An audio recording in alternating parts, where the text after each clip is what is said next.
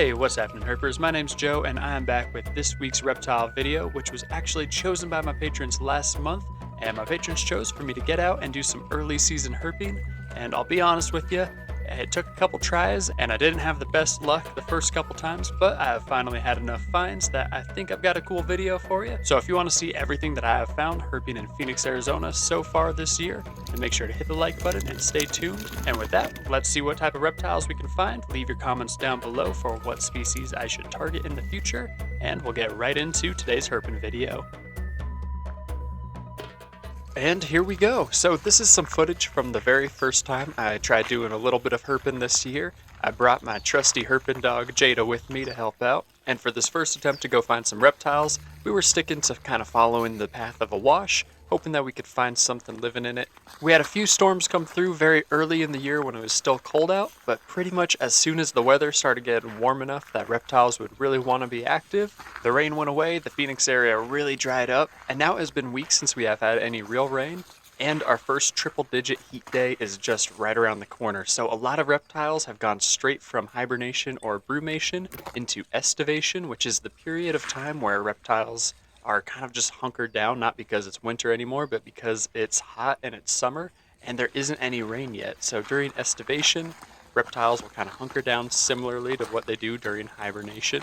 But this time of year, they're waiting for the monsoon season to come through. So that is the challenge that Jada and I are kind of working against today. Yes, the weather is warming up and it is beautiful and it seems like reptiles should be active, but it is also pretty dry out, so I'm hoping that hiking through this wash where there's still little puddles of water here and there might be the trick to finding some reptiles that are still out and active, even though it is already turning into a very hot summer here in Phoenix, Arizona.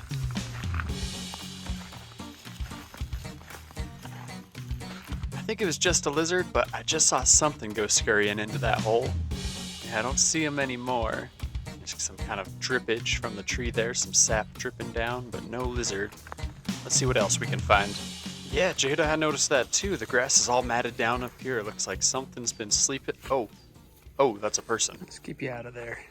Alright, so we are turning around and going a different way because we just ran into a guy living in the wash.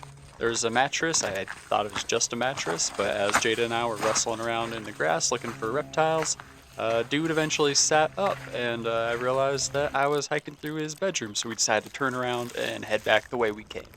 And here it is. It was only a matter of time. Here is the first golf ball of 2024. I'm a little ashamed that I found a golf ball before I found a reptile in this video, but a few minutes later I did at least find this desert spiny lizard. I've never seen one looking that dark. It looks like he is just really trying to soak up some of those morning rays, and it's still kind of cold from the winter. He was the first desert spiny lizard that I have seen this year, which is pretty exciting, but not as exciting as finding another golf ball.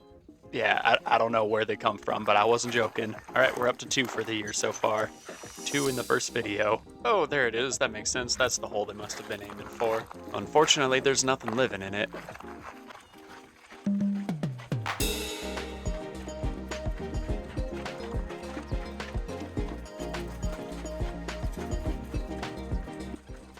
I'm keeping my eyes peeled to make sure I'm not walking into somebody else's living room, but it looks like Jada is smelling another area of some matted down grass. You can kind of see this whole area is really squished down. I'm not seeing any reptiles in the area though, and I don't want to let Jada go tramping through all that tall grass because it's just a little too hard for me to see what might be living in that grass, and it's really important that if we find a rattlesnake, I see it before it sees us. And if you're getting bored and wondering where the reptiles are, don't worry, I found another golf ball. I know, just what you were hoping I would find. So we are up to 3 for the year, but I went back out the very next night to see if maybe at a different time of day I'd have some better luck. Well, it's a good thing that I left Jada at home for this one because it's dusk and the bunnies are out. There are these little cottontails everywhere. And Jada might be a great herping dog, but she would prefer to be a rabbit chasing dog, so it probably worked out that I don't have her with me right now. Just jumped over a nasty puddle. There's a little bit of water still running through this part of the wash, or maybe not running's the right word, it's mostly stagnant, but there's little puddles here and there. I'm hoping maybe under some of these palm fronds and other debris I might be able to find a reptile. I've been flipping a few over, no luck so far, but I'm in a very lush area. It's a lot cooler than the surrounding desert here, so I'm hoping I might get lucky and find some snakes here. Well, these aren't native, so you can see a few yards away from me all of the palm trees, just how dense it gets. And these are all baby palm trees that are sprouting up.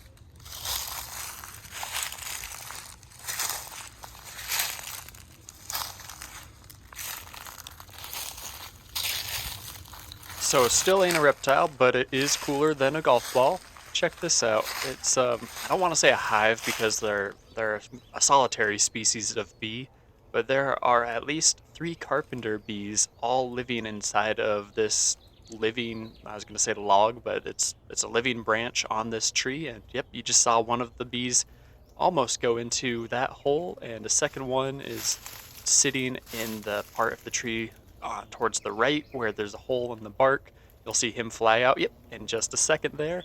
There he went. But this is a great species of bee to have around. The honeybees and bumblebees get all the love and attention, but it's actually bees like these carpenter bees that do a lot of the pollinating. In other words, they're one of the native species of bees that people sometimes get a little afraid of. They make really loud buzzing sounds when they come near you, but they aren't aggressive, and they do a lot of the pollination work that bumblebees and honeybees get the credit for. So spoiler alert, I didn't find anything else interesting on that day, so flashing forward to day 3 of doing some early season herping. I'm at a completely different location now, and I'm hoping maybe that'll bring some luck, and we'll see what's living here. Oh, check it out, did you see that? A lizard just ran from the right side of the trail to the left side of the trail. It is on that rock just under the bush. Oh, and he's got a friend. It looks like the first lizard is being pursued by a second lizard. The first one kind of disappeared more under that bush. Second lizard is doing some push-ups on that rock. I'm not sure if that means we're watching some courtship, if we're seeing him try to show off maybe a female lizard, or if this is more competing for territory. Oh, there's both of them again. You've got lizard number 1 under the rock. Lizard number 2 is hot on his trail, still doing push-ups, hot on her trail. I'm not actually sure what's going on. They're both doing push-ups at each other, so I'm kind of leaning towards thinking this might be territorial behavior, but I'm not sure if both the male and the female both do push-ups. Let me know down in the comments if you know more about lizard courtship than I do. Interesting. Lizard 2, which was also the larger of the 2 lizards, has just retreated and gone under the rock. I'm not sure what that means, but it was fun to watch. And this is a little less fun, but it's still pretty and will give me a chance to talk about how to tell the difference between earless lizards and zebra tail lizards because they both have the black and white stripes on their tail. And the first thing you might think of because of their names is, well, going out on a limb and asking, well, gee, Joe, is the earless lizard the one that doesn't have ears? And you would be correct, but it's kind of hard to see those little pinhole ears from a distance. So the easier thing to look for is where the black bars running through the blue on the belly are. If they're closer to the front legs, you're looking at a zebra tail lizard. If they're closer to the back legs, you're probably looking at an earless lizard.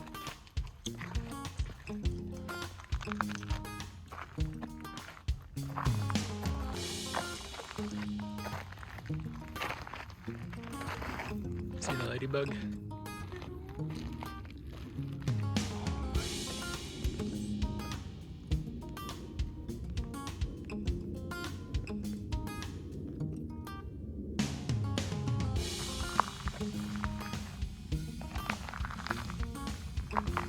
Alright, give me a speckled rattlesnake under that rock.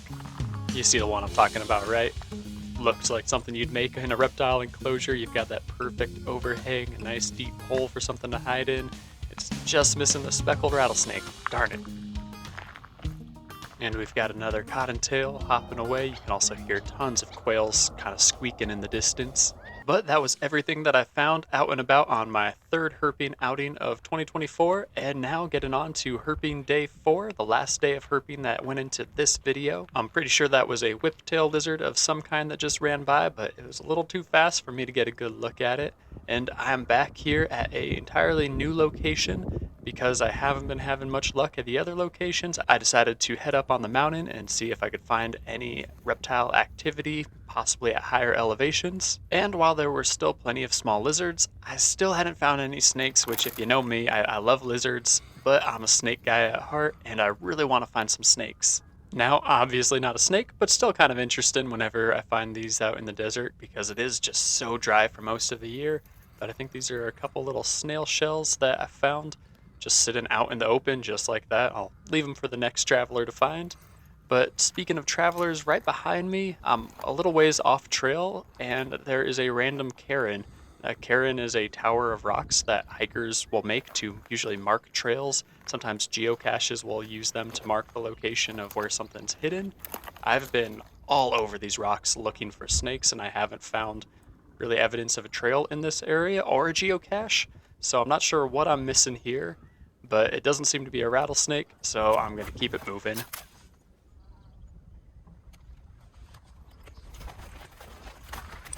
If you watch other Herpin channels or other channels where people go out looking for reptiles, you have probably seen people flip boards for reptiles. Here in Arizona, that usually doesn't work too well because the sun will eat through boards that are left out in the desert, but occasionally we get lucky and we get to do some saguaro flipping. It is crazy how many arms this saguaro had. It was easily hundreds of years old, so it is sad to see it like this, but even when saguaros die, they provide shelter to all sorts of desert wildlife. I couldn't lift up that last big chunk, but I checked under all of the other arms of the saguaro, and there wasn't really much to see except for a few grubs.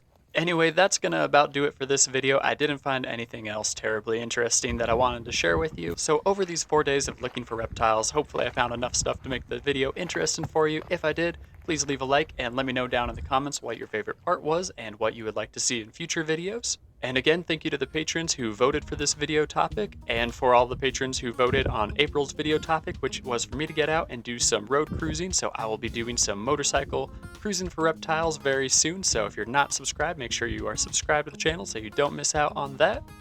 And last but not least, thank you again to all of my patrons, starting with my head herpers, Allie Ward, Amanda Lynn, Deborah Torgerson, Jane Cabin Girl, JCH, Lindsay Justice, Loki and Thor, Sierra Sicard, Tiffany H, Wyatt Gilbert, and I'm very excited to welcome a new patron to the ranks of Head Herper, but I'm not sure if they want me to use their name yet, so I sent you a message on Patreon. I know you sent me a message first, and I didn't quite understand it, and I didn't want to shout out your name if that isn't what you wanted, so just let me know in Patreon how you want me to credit you in the next video, and if you wanted full credit in this video, let me know and I'll do a community post for you because I am very happy you're here and very thankful for your support. And finally, I would like to thank all of the members of the other patron tiers that help me keep these videos coming as frequently as I do. Your support really helps me keep this channel going and it means the world to me. So thank you to all of my patrons. And with that, that is everything for this week's video. Thank you so much for watching. I hope you all have a fantastic rest of your week. I hope you all have better luck herping than me. I hope nobody comes herping through your living room. But most of all, I hope that you just keep herping.